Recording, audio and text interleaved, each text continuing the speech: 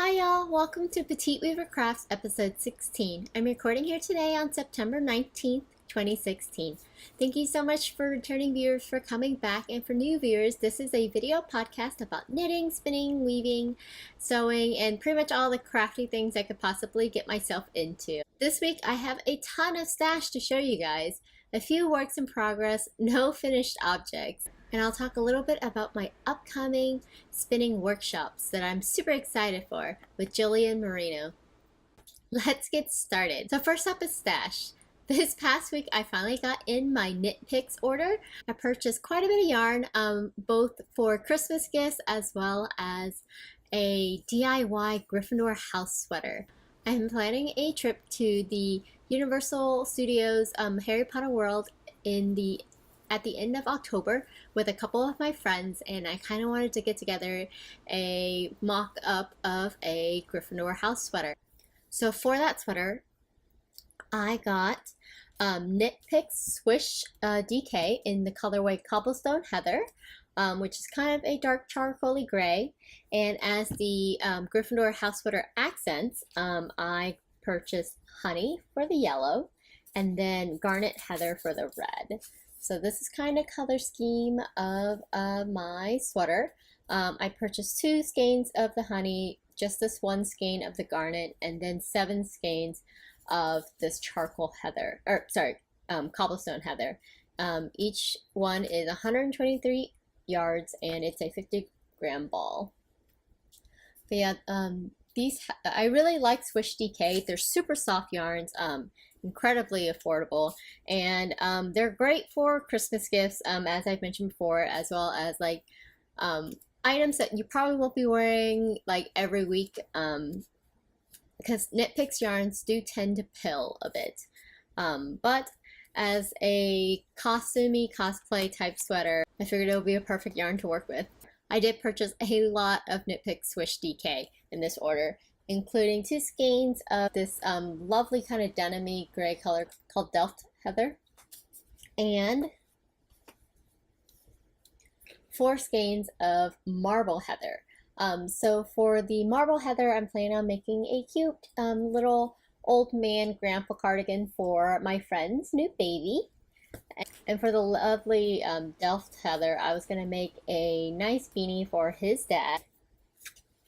And then for his mom, who's a super active yogi and yoga teacher, I'm going to make her some super fun leg warmers using some Knitpicks Felici, and this colorway is Dark Side, which is a rainbow self-striping with a splash of this dark, kind of, I guess, dark gray stripe as well. And I purchased 3 skeins of this, so 2 to make the leg warmers, and then 1 for myself. For some reason, 1 skein looks quite a bit different than the other. There's the same colorway, but as you can see, these 2 are matched really well, which is what I'm going to be using to make her leg warmers out of. And then this one is quite a bit different looking, and I'm just wondering if the scanning process did this, or if the color repeats are different. So we shall see. But yeah, this is my first time using Felici, so I'm super excited to test out this yarn.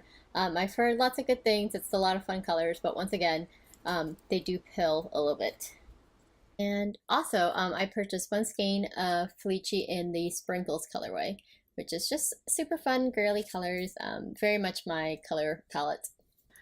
And to keep up with my themes of hats for Christmas gifts, I also purchased 4 skeins of Knitpicks Swish Worsted in highlighter yellow. And as you can tell, it kind of blows out the camera, but it is a bright neon yellow. And for this yarn, I'm planning on making a Neon Ski Bonnet by Lacey Volk. It's gonna be a ski bonnet type, so it kind of has like the ear flaps, and it also has a nice big old pom-pom at the top, so right up my alley. And that'll be a fun new project to tackle. I've never knit a hat in that shape before, so a nice challenge with a little bit of cabling and of course a pom-pom. So yeah, I'm super excited. This will be the first time I've used the Knitpicks Worsted Brights. So we'll see how much the color actually fades with the wash. because right now, whew, it is bright. You can't really miss it. Moving on, I also purchased 2 skeins of Precosa Tonal, and this is their Knitpicks Worsted Weight Singles yarn. This one is in Stormy, and then I also purchased 2 skeins in the Crest colorway. Don't quite know what I'm going to make with these yet, but the idea is maybe some sort of squishy cowl, maybe a brioche cowl for some of my friends. It's a singles yarn, so it's not going to be super hard wearing, but it's super squishy and soft, and I thought the colors were gorgeous. Usually when I try to make Christmas presents, I tend to go with a pretty heavy weight yarn just to make it a little bit quicker. You can kind of crank out a little bit more gifts that way. This will also be my first time working with the Precosa yarn base, so I'm looking forward to it. Alrighty, so that's it for my knit picks. Up next, I got in my order from Material Culture Fiber Arts. She recently posted on her Instagram pre-orders for a super fun new colorway she has for the fall. I was crazy excited to see this colorway. I don't normally like Halloween type colorways. Yeah, oranges and greens are not my typical color scheme that I enjoy wearing, or I don't really like orange at all. It might be because I am a Texas Aggie, but I'm not a big fan of orange. But when I saw this colorway, I just had to have it. It is so, so, so pretty. So it's a white base with a lot of aquas and purples and all these fun speckles. So yeah, I ordered 3 skeins, and I think she's still dyeing some of these if you would like to contact her through Instagram for your own order as well. But I got her to dye this on her Mongolian sock base, which is a merino cashmere nylon base, and each skein is 496 yards, which is a pretty big skein. Normally skeins are about 100 grams. This skein is 112 grams. So yeah, look how fun these colors are. Oh my goodness. I'm super excited. But so for the current plan, I think I'm going to make a Donner sweater out of this. And this is the Donner pattern by Elizabeth Doherty. It is a loose-fitting, drop-shouldered pullover sweater. And I've knit Elizabeth Doherty patterns before, and I really, really like the way she writes her patterns. They're super clear, easy to understand. She has this way of adding in tiny little details that really, really make the sweater like stand out. So for a Donner sweater, it is I would say a striped sweater, but instead of colored stripes, it's just stripes of texture, and it has this really fun stitch pattern in it. And yeah, I think this will be a really great project. I think the little bits of texture would really help the speckles pop a little bit more. And yeah, I'm really excited. I probably won't need all 3 skeins if I do choose to knit the Donner sweater, but I'm not gonna be too sad of having an extra skein of this colorway in my stash. So yeah. Are you guys yarned out yet? Oh my goodness, I have a very large pile of yarn sitting next to me right now. I kind of had to stuff them all in my cubby so that my boyfriend wouldn't really notice. Up next, let's talk about works in progress. So I did manage to get a little bit more work done on my Meridien cardigan. So when I left you guys last, I was at this little coffee cup marker, and this stitch marker is just an adorable little coffee mug, and it is from 19 Stitches, who I've mentioned before. And I only got a couple of inches added to this cardigan because I've been distracted by another project. So as I mentioned at the beginning of the episode, I have been scheming on a Gryffindor House Sweater. So I swatched for that sweater as well as kind of come up with a theme. So here is kind of a sketch of the look I was going for.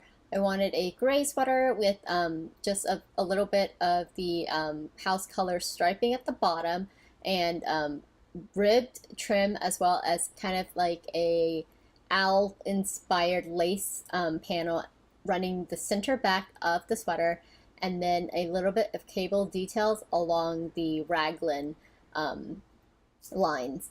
So here is a swatch of the kind of owl shaped pattern that I did. This is not in the colorway that I ended up using, but it is in the same base.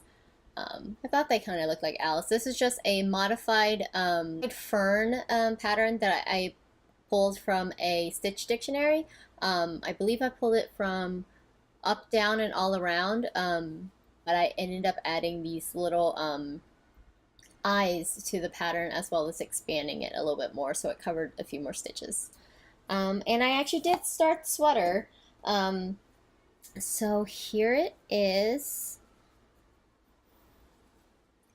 So here's the front with the cable raglan, and then here is the back so far. It's a little bit hard to see the owls unblocked. I added a few extra stitches so I could seam at the raglan increase area to add more structure based off of what I read from the Fringe Association's blog post regarding seaming a seamless sweater. So the sweater looked pretty much like I wanted, but the fit was a little weird. When I was doing my calculations, I must have messed up a little bit somewhere. But either way, the sleeve, I didn't cast on enough stitches for the sleeves. And for where I was planning on doing the seaming, I actually reversed the stitches. So when you seam, you're doing a mattress stitch over two knit stitches. And for some reason, I had wanted to do a cable, or I had wanted to do a purl stitch right next to the cable. And I didn't think to flip the second stitch as a knit stitch instead. So here is an example of me seaming on the back side next to the cable, and it doesn't look that great, I'm not gonna lie, because here it is standing alone and here it is seamed. I didn't love the way that looked, in addition to the not having enough stitches for my sleeves. And I think I spaced out the cables a little bit too much. They're looking a little bit flat.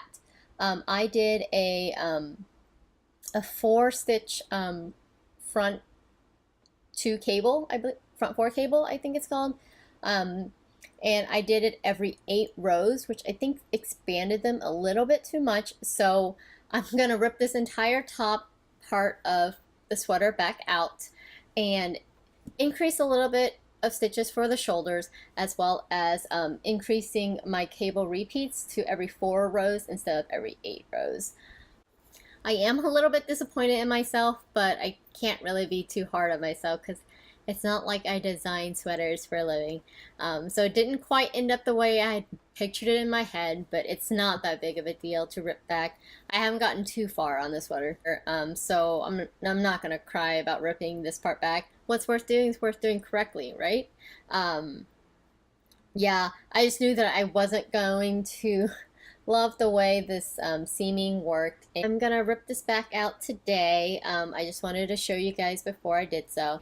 Oh, and the front was going to be a V-neck cardigan front. Overall, I do think this sweater is going to live up to my expectations, but this particular cast on didn't quite, so I'm making a few modifications. I'm adding a few additional stitches for the sleeves, as well as modifying the way I set up the stitches for my raglan. But yeah, the yarn is fun to work with. Another great reason to work with a heavier weight yarn. It's not as much of a time investment when you have to rip it all back. And last but not least, for this week is my Sockhead hat.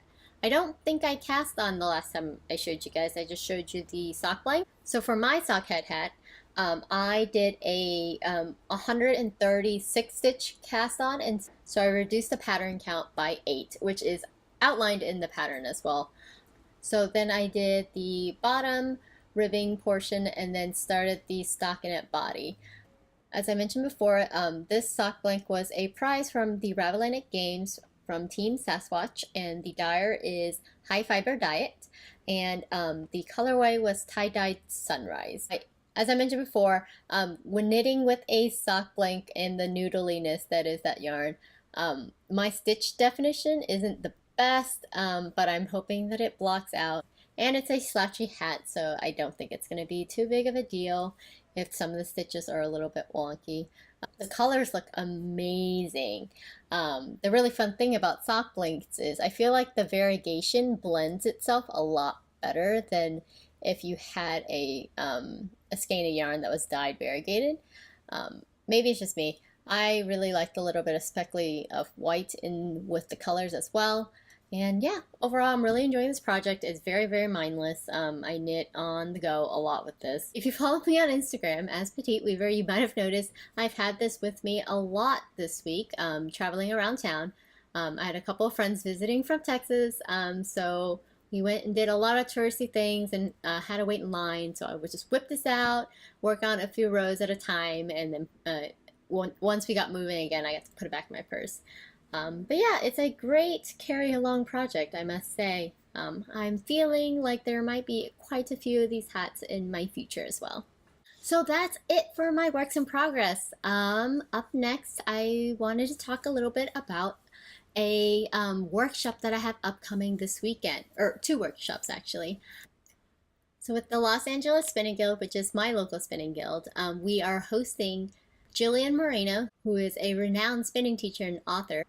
She will be teaching 3 workshops with my spinning guild, and the 2 workshops I will be taking are Yarnitecture, which is based off of this book that she recently published, as well as Color Play, Stress-Free Ways to Spin with Color. I'm super excited for the workshops. I've mostly learned to spin from craftsy classes.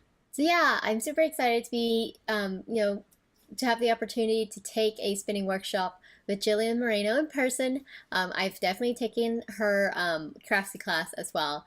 And she seems like an amazing teacher, and I'm super excited. And hopefully she'll sign my book for me, and I won't nerd out too much. But yeah, I'm super excited for this class on Friday. It's only a few days away, so I gotta clear off and clean up my spinning wheel a little bit. It's been gathering a bit of dust lately. I've kind of lost my spinning mojo, but hopefully this class will inspire me to spin more often. But that's it for me this week. Thank you so much for joining me again. As always, you guys, you can check me out on Instagram and Ravelry as Petite Weaver. You can also find show notes down below or at petiteweavercrafts.blogspot.com. We have a lovely Ravelry group as Petite Weaver Crafts if you want to come and join me there. And as always, feel free to message me on Ravelry or Instagram if you have any questions about anything that I talk about here. Thanks again. Bye.